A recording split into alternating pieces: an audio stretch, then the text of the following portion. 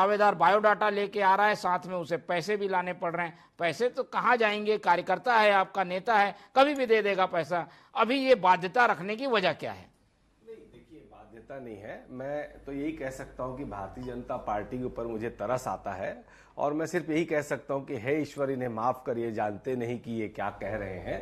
देखिए, क्या होता है जब नादान दोस्त रहते हैं ना, उससे दुश्मन अच्छे होते हैं। ये नादान दोस्त हैं जो भारतीय जनता पार्टी के जो माननीय मुख्यमंत्री से गलतियां करा रहे हैं और ऐसे बयान दिलवा रहे हैं। एक्चुअली में ये हमारा आंतरिक मामला है, मनमोहन कमेटी की सिफारिश का मामला है, कई साल पुराना मामला है, जिसके तहत हम लोग अपने प्रदेश प्रतिनिधियों से 300 रुपए सालाना और हमारे जितने भी निर्वाचित जनप्रतिनिधि हैं, विधायक, सांसद, उनसे उनके साल कार्यकाल के 1 माह के वेतन की राशि हम जमा कराते हैं और ये राशि का कुछ हिस्सा एआईसीसी में जाता है, कुछ हिस्सा पीसीसी में रहता है, कुछ हिस्सा जिले में जाता है। सामान्य सी प्रक्रिया थी।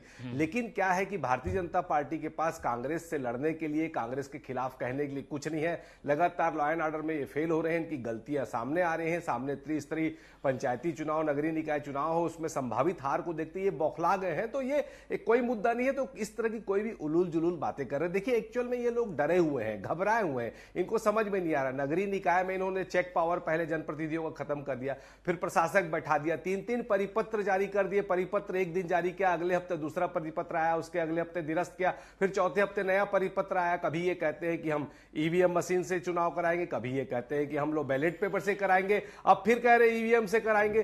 तो इनको समझ में आ नहीं रहा है। ये बौखलाहट में इस तरह के मुद्दों पर ये बात कर रहे हैं। हम इनकी तरह नहीं है। देखिए, ये भी आजीवन सहयोग राशि के नाम से 1000 रुपए हर साल लेते हैं और नाम है आजीवन सहयोग राशि, पर लेते ये हर साल है और डंडा डाल के गला दबा के ये लोग लेते हैं। हमारे और इनमें ये फर्क है, इनको अपनी गलतियां दिखती नहीं है, पर ये चुनाव में घबराए हुए हैं, डरे हुए हैं, सहमे हुए, इसलिए इनके पास कोई मुद्दे है नहीं। इसलिए इस तरह की उलूल जुलूल बातें करके ये जनता को दिग्भ्रमित करने का कार्य कर रहे हैं। फंड तो जमा होगा ना? ये फंड के क्या अभी इतनी ज्यादा जरूरत है क्या? निश्चित तौर पे देखिए, ये कार्यकर्ताओं की पार्टी है, एक विचारधारा पे चढ़ने वाली पार्टी है। हमारे कांग्रेस भवन जो है, इनकी तरह 7 स्टार होटल की तरह बाध्यता रखने वाले भवन नहीं है। हम लोग क्या होता है, कार्यकर्ताओं से सहयोग लेके जो हमारे नियम है, उस नियम पे चलते हुए छत्तीसगढ़ की जनता सेवा का करने का काम करते हैं। हमारे पास कोई अडानी अंबानी तो है नहीं कि हम नगर नार भी बेच दें और हसदेव भी बेच दें और पूरा पैसा हम सिर्फ एक बंदे से ले लें। भैया, ये होता है कि सबका सहयोग, सबका विश्वास लेके, सबका श्रमदान जैसे करके कोई सेवा की जाती है,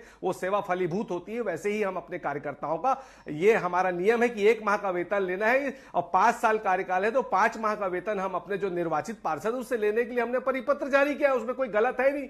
पर सावन के अंधों को हरा हरा दिखता है, इसलिए ये कौवा कान ले गया बोलने से ये कौवे के पीछे दौड़ रहे हैं। भाई, अपना कान छू कर देख लो, कान मौजूद है भी कि नहीं है। ठीक है, चलिए, ये जो नियम